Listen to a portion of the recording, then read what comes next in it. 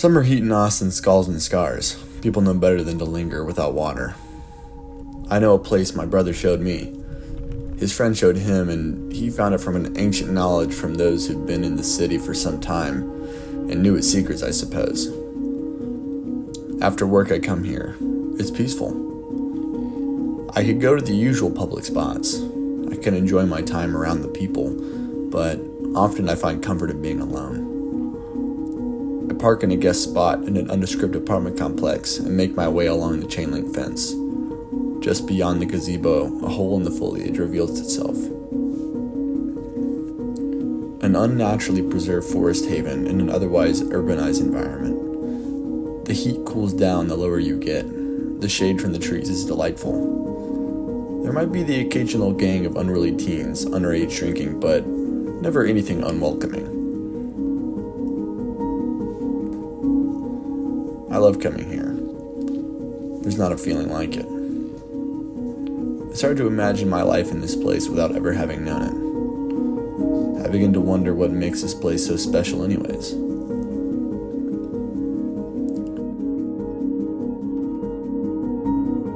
The water is definitely special. And so is the swing. But surely it's more than that.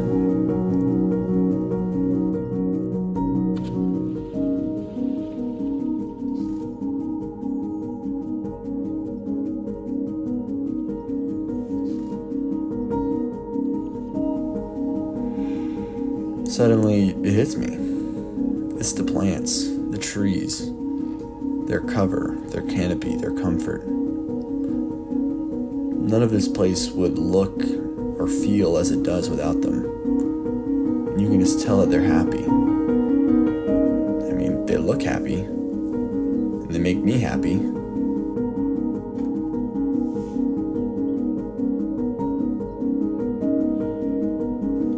But all of a sudden, a feeling of guilt washes over me. There's a plant I haven't been treating right. But there's someone I know I should talk to about it.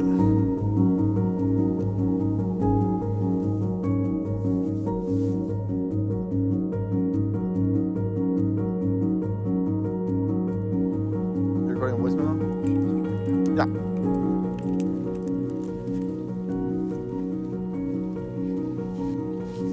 Ready?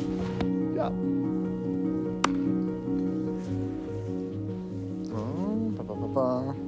Okay. So, what's your name? Hi, Sam. Hi, Dad. How's it going? So my name is kind of a private thing. Oh, okay. Yeah. I mean, it isn't. You don't have to give your name. You can just go by Dad if you want. Call me Dad. Okay, Call me Dad. Old Dad.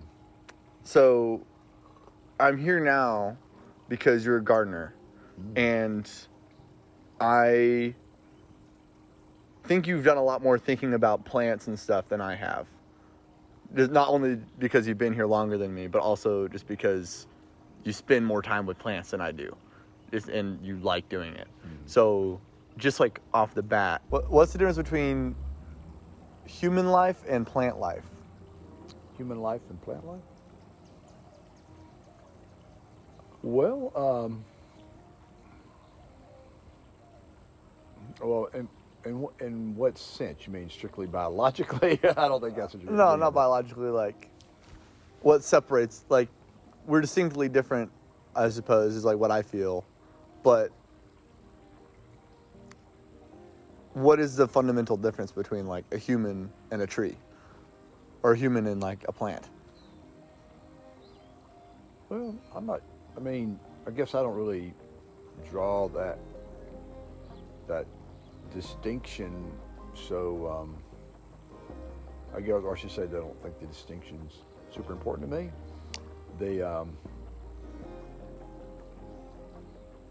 It's funny, people talk about talking to your plants and, that sort of stuff. And, I'm not sure that, I can't really say that plants are, aware or sentient beings or whatever.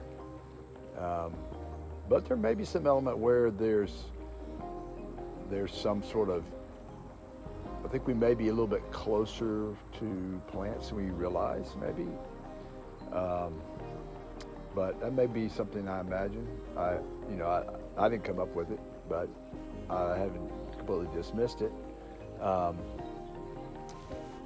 And I don't know whether it's the caring for something that actually makes it grow well and do well, or, I'm not sure that talking to your plants keeps them from dying either or anything. But anyway, I guess I guess there's a lot of, I see a lot of similarities though in life though, because as you know, I'm a doctor, and part of what I do is surgery, and so I use the analogy a lot when I'm talking to people, explain to people about having an operation, when you basically you have to create injury to heal people, and or maybe they've had infection and they're recovering. There's a famous French surgeon that says that he was before modern surgery. Perret was his name, and he's famously quoted for saying, "I put the stitches in and God heals." And it's a little bit like that with gardening. It's like I can do a lot of stuff, but really the growth of the plant is kind of miraculous. So in that sense, I think there's a lot of similarities between people and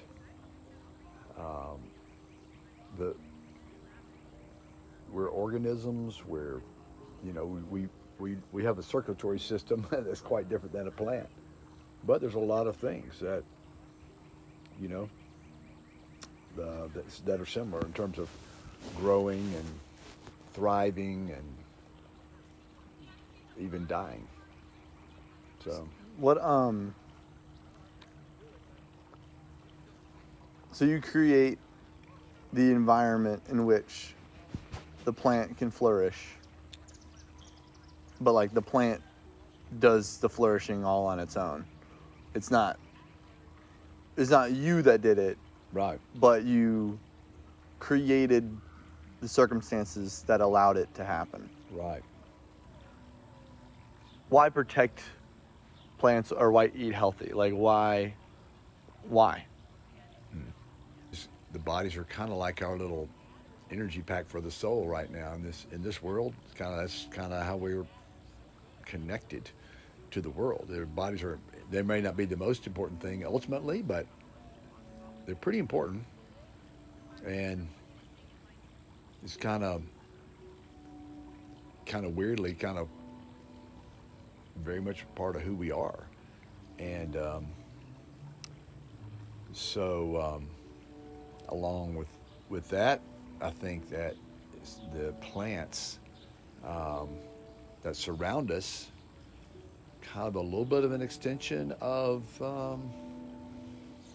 not really exactly an extension of our body, but I guess anything of this world is kind of like a gift for us, and we should try to take care of it. We should try to nourish the things that are around us. Why do you think that people don't? I think they're ignorant, probably. It'd be kind of stupid if you think about it. If you moved to a house and just kind of like cut every tree down, every bush down, and paved all the things around your house, for example. You'd ask yourself, why are they doing that? And they'd say, well, because, I don't have any upkeep now. It's much simpler. And therefore it's better for me. And you'd say, oh, that looks horrible. And it feels wrong. And which of course it is wrong, at least I think my mind is wrong. But I think people are just unaware that it's kind of like the same reason people may not eat well. and they just unaware of something that brings them health. Maybe they never really. I mean, there's a lot of people that grow up in urban environments. They've never really dealt with plants outside of a potted plant. Speaking of our environment, you want to go sit on the porch? Yeah. Probably one answer is that people don't have the resources to be able to pursue it. Like, a lot of people don't have, either like they're not educated on what is healthy, or a lot of times, like in America, like or I guess anywhere really, like the healthier option costs more money. So that could be one answer for why don't people do something more healthy. But because I was thinking about how I have I've had like this plant in my room for like probably 2 years or so, and generally speaking, like I've got pretty good care of it, but I noticed that like for the past few months I've been neglecting it, and it just like kind of started to like kind of wither and die. I'm like pretty sad. And I guess like the interesting question that I had in my mind, like looking at the plant, was clearly it's dying, but do plants suffer? And does something even need to be sentient to suffer? And I guess I was thinking about it, and I was like, I don't think so. Like, I think that animals surely suffer because you can see it. Like, you can see that they feel pain or they feel anxiety, like, a dog when you leave it alone, like if it suffers from separation anxiety or something. And then, but it's easier to read, like, a dog's emotions because they're more like us, seemingly. But somehow plants must also feel something, right? Like, they must feel like a pleasure to go towards the sun and, like, suffer if they don't have enough water, or I don't know. Yeah, it's hard to say, isn't it? I don't know. I feel like I suffer when I see plants suffer.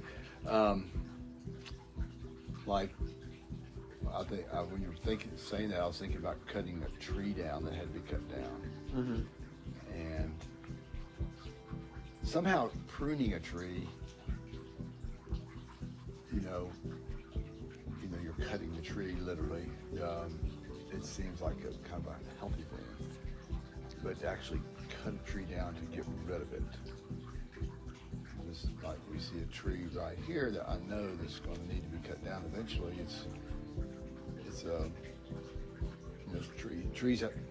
Most trees have a life cycle. The really good trees have a super long life cycle. Some lesser trees, will die, and so that even though as you see it's kind of dying, you still hate to cut it down. Anyway, all it's just to say, I don't know if they are hurting when you do it, but it definitely hurts me to sometimes. But I don't know. It's hard to know. Hard to know it about them. Do plants suffer? Yeah, do plants suffer? I mean, I don't know if they.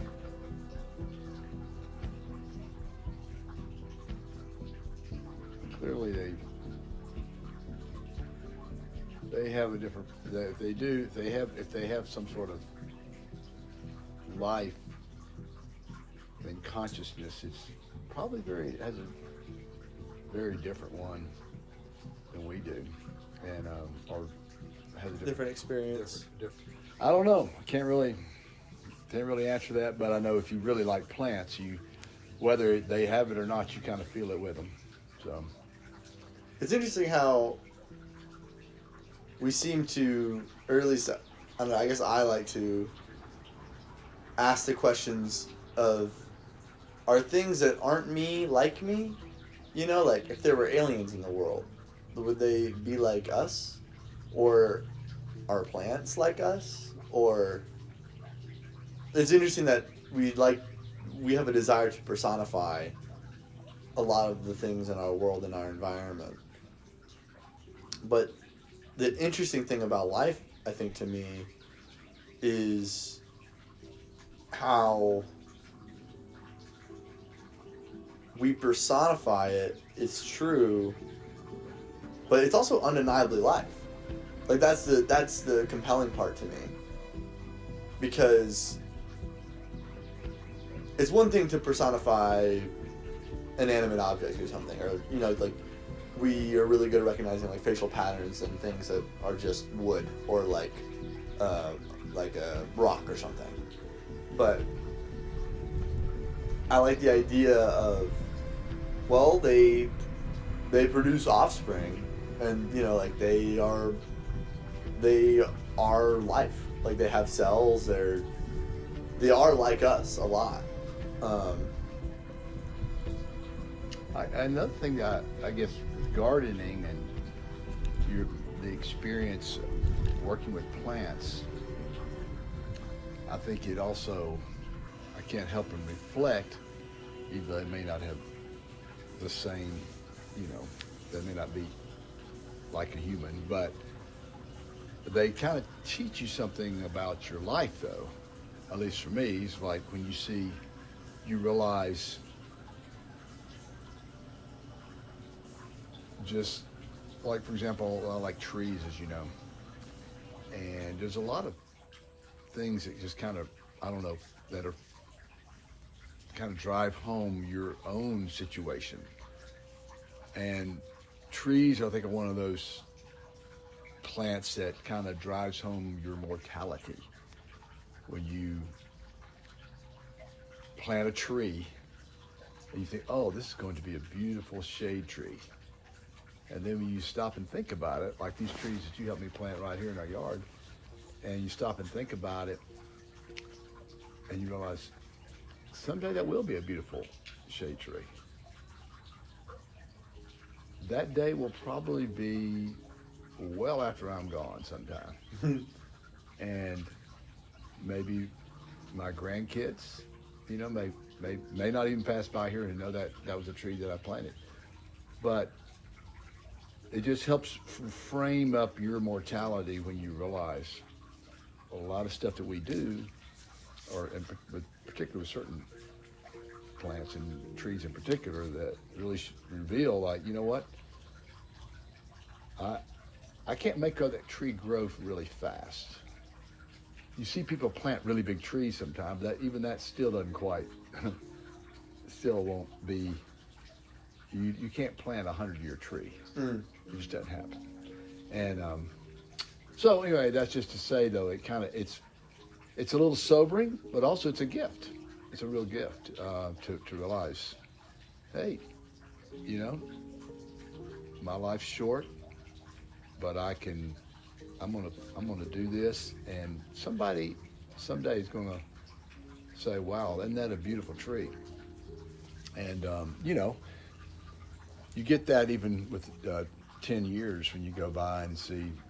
I go back and look at things I planted years ago, and then I went to our old house when I first got married, and you get on Google Maps, you kind of see, I planted those shrubs over there and all that kind of stuff. You can kind of see how it looks, and it's pretty satisfying to realize, as you leave something behind. It's like you can kind of leave. It's kind of like the Johnny Appleseed or anyway. But I guess it's interesting, like, what things in life can we do that, I guess I had, like, I don't know if it was a realization or just like a general belief, but I was feeling like there are times in life where you can feel depressed because you feel, what am I in comparison to this greater experience that I am. Like, it feels like you're just sort of bearing witness to something that's like, what am I but a single, like, drop in this ocean? And you can feel almost powerless, because you are, for all intents and purposes, in comparison to whatever this experience is. But also at the same time, you've planted things and you're able to go and look and see, oh, like those are my bushes, those are my trees, those are my whatever, and they're still doing their thing over there.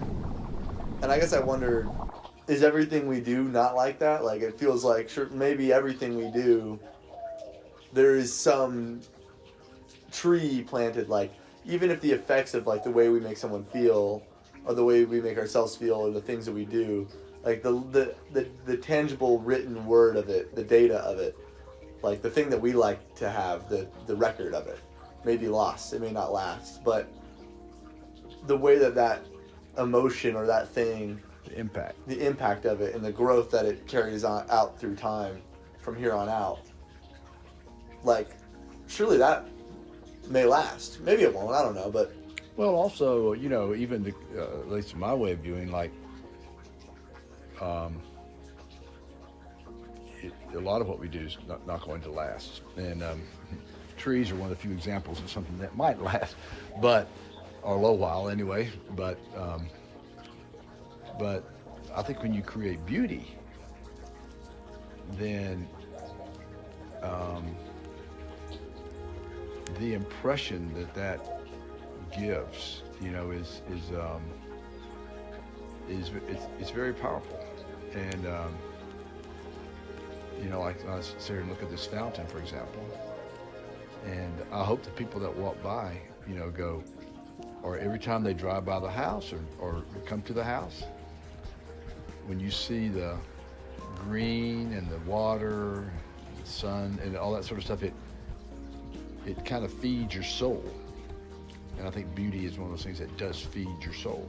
And so that's one of the great things about doing it yourself. I mean, it's feeding my soul anyway. Yeah. And I hope it feeds somebody else's soul. And I think it does. I think people, and I think that's kind of what's, you talk about people not being aware of it. what is a soul to you? A soul? Mm-hmm. What is a soul? Well, the soul is I guess the part of us that is, I don't know, who we really are, deep inside. The kind of, the part of us that is kind of almost, it may be, I don't know if it's maybe not even touchable or not even, almost like you can't even know it in a way, but it's kind of like, it's the essence of who we are. Is it eternal? Yes, I think the soul is eternal. Do you think that the sense of self is a soul, or do you think it's separated from that? I think it's separate from that. I think our sense of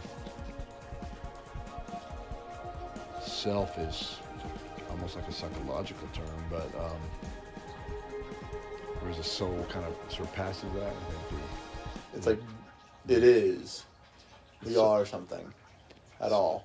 yeah, and it's, I don't know. I mean, again, there's a lot of people that have talked about this, and I'm probably not going to ask about it, but I guess when I view the soul, it's kind of like your heart of hearts, kind of like even parts of you that you're unaware of, that it includes, you know, it's more than just your mind. It has to do with your, just the,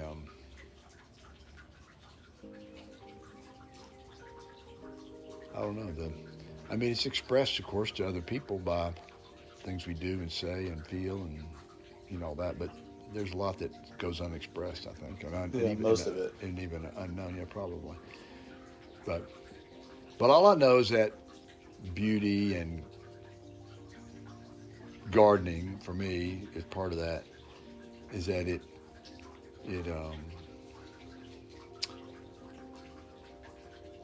I don't know, it seems like it, like I say, it feeds your soul. It's like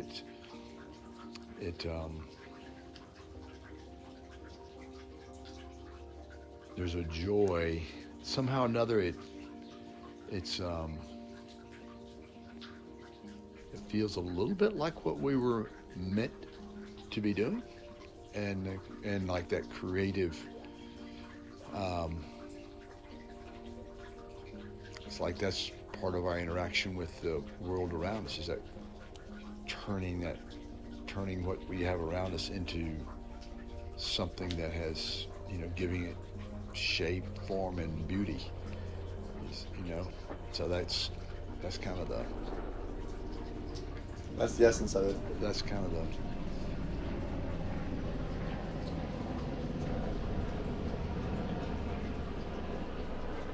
Can you set a plant free?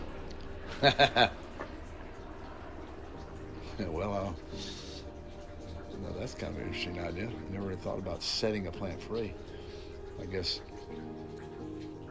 I don't know about setting a plant free as much as it giving it a place to grow. So I guess that's, you know, if you talk about setting something free, find a place for it. You hear gardeners talk a lot about that. You found a good spot for that.